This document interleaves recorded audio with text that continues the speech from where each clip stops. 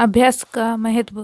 प्राचीन समय में विद्यार्थी गुरुकुल में रहकर ही पढ़ा करते थे। बच्चे को शिक्षा ग्रहण करने के लिए गुरुकुल में भेजा जाता था। बच्चे गुरुकुल में गुरु के सानिध्य में आश्रम की देखभाल किया करते थे और अध्ययन भी किया करते थे। वरदराज को भी सभी की तरह गुरुकुल में भेज दिया गया। वहाँ आश्रम में अपने साथियों के साथ घुलने मिलने लगा, लेकिन वह पढ़ने में बहुत ही कमज़ोर था। गुरुजी की कोई भी बात उसके बहुत कम समझ में आती थी। इस कारण सभी के बीच वह उपहास का कारण बना रहता था। उसके सारे साथी अगली कक्षा में चले गए, लेकिन वो आगे नहीं बढ़ पाया। गुरुजी ने भी आखिर हार मानकर उसे बोला, बेटा वरदराज, मैंने सारे प्रयास करके देख लिए हैं। अब यही उचित होगा कि तुम अपना समय बर्बाद मत करो, अपने घर चले जाओ और घर वालों की काम में मदद करो। वरदराज ने भी सोचा कि शायद विद्या मेरी किस्मत में नहीं है, और भारी मन से गुरुकुल से घर के लिए निकल गया। दोपहर का समय था।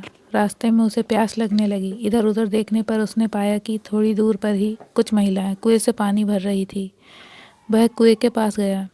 वहाँ पत्थरों पर रस्सी के आने जाने से निशान बने हुए थे।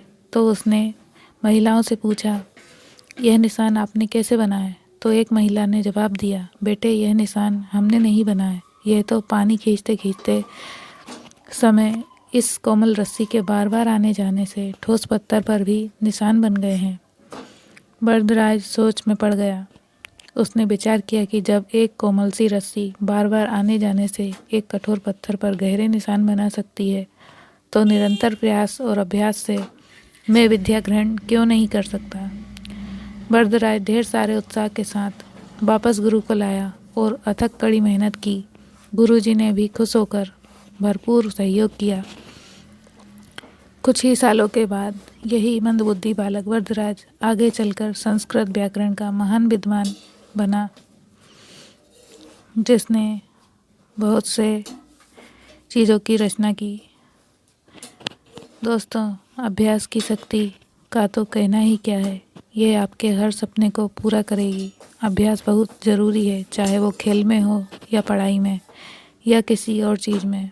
बिना अभ्यास के आप सफल नहीं हो सकते।